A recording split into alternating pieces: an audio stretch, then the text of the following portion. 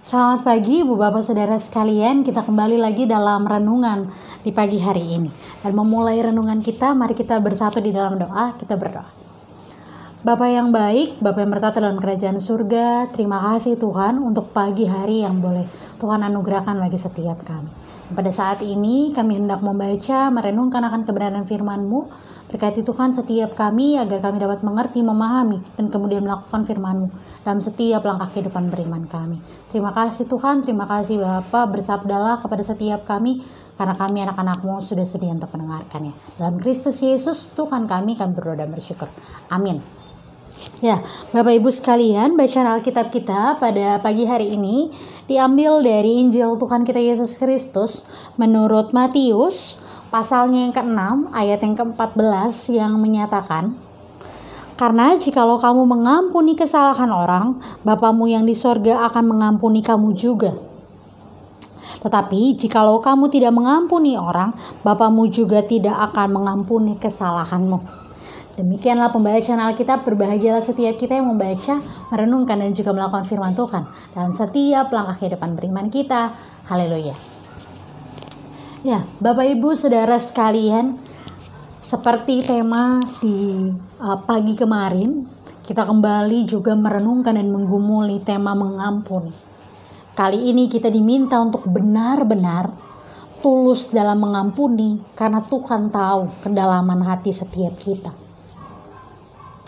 Tema mengampuni tidak akan pernah berhenti dan akan tetap menjadi perenungan bagi setiap kita.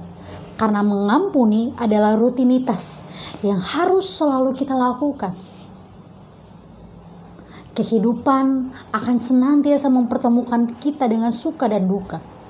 Dan duka yang kita alami adalah duka ketika kita disakiti oleh orang-orang di sekitar kita, ketika ada orang yang menorehkan luka begitu mendalam dalam kehidupan kita, sehingga membuat kita kecewa, sakit hati.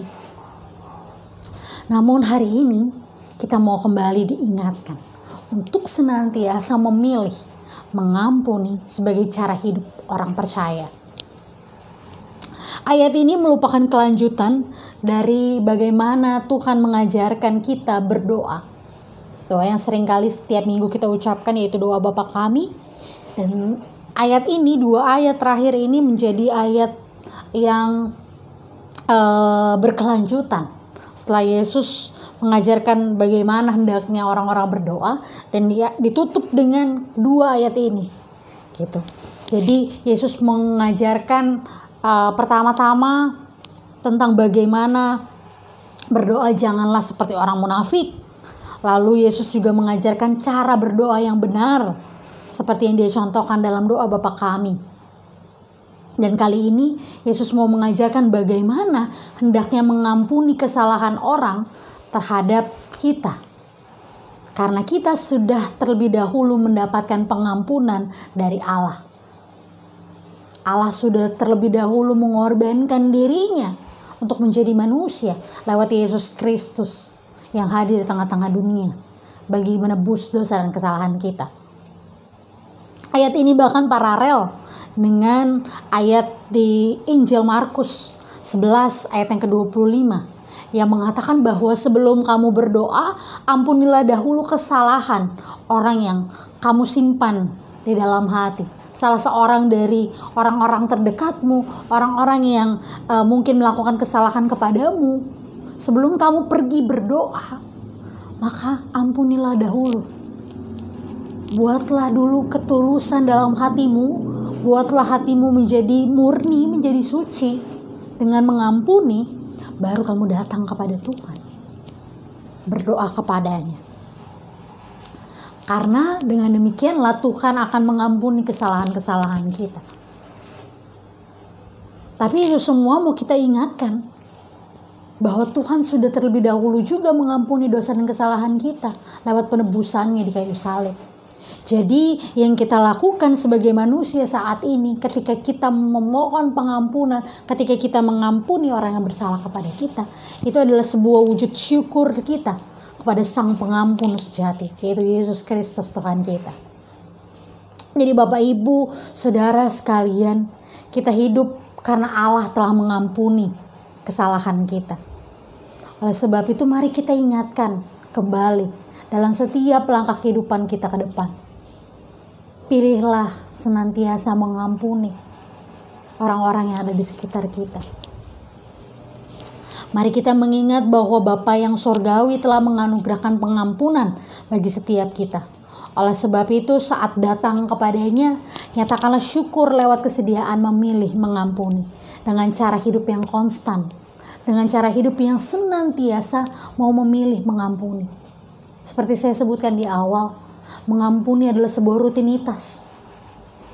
Karena tidak mungkin dalam satu hari, dalam seminggu, atau bahkan dalam setahun kehidupan kita, tidak ada orang yang menyakiti kita. Akan ada selalu orang yang menorehkan duka, yang menolehkan luka bagi kehidupan kita. Tapi saat itu terjadi, kita mau diajarkan, kita mau diingatkan pada pagi hari ini untuk tetap memilih mengampuni. Memilih mengampuni bukan berarti memberi diri untuk terus disakiti dan dilukai. Tetapi mengampuni adalah jalan bagi setiap kita untuk menerima proses hidup yang membuat kita menjadi orang yang tulus dan mengutamakan Kristus sebagai fokus hidup kita. Saya, ibu, bapak, saudara sekalian diajak untuk memilih mengampuni. Beberapa tahun mungkin saya hidup masih dalam dendam, masih dalam hati yang terus merasa bahwa saya tidak bisa mengampuni seseorang yang bersalah. Padahal dia sendiri tidak tahu bahwa dia bersalah kepada saya. Tapi saya terus memilih untuk membenci dia, untuk menjauhkan diri daripadanya. Tapi proses ini, proses vikariat membentuk saya menjadi seorang pribadi yang mau memilih mengampuni. Begitu banyak renungan-renungan yang menegur saya secara keras untuk benar-benar hidup dalam pengampunan. Dan ketika saya sudah mau hidup memilih mengampuni orang yang menorehkan luka bagi saya mau mengajak ibu bapak saudara sekalian juga hidup dalam pengampunan yang sama. Tidak mudah, bukan hal yang bisa dilakukan dalam sekejap mata. Tapi mari kita berproses bersama. Mari utamakan Kristus, bahwa Kristus sudah rela mati di kayu salib menanggung sengsara bagi setiap kita. Ia mengampuni kesalahan kita. Oleh sebab itu, mari kita juga hidup dalam pengampunan. Dengan tulus dan benar-benar memaafkan orang-orang yang bersalah kepada kita. Selamat hidup dalam pengampunan.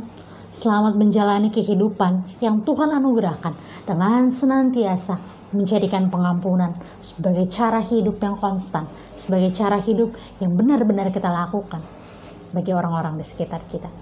Tuhan menyertai setiap kita. Amin. Mari kita bersatu di dalam doa, kita berdoa.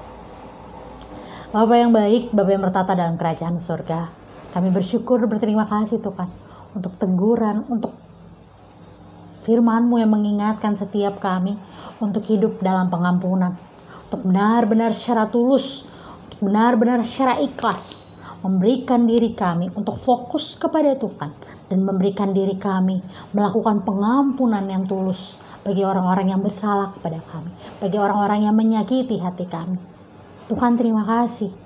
Terima kasih untuk firman-Mu pada pagi hari ini, yang boleh senantiasa menguatkan setiap kami dalam melanjutkan aktivitas kami ke depan. Terima kasih Tuhan, terima kasih Bapa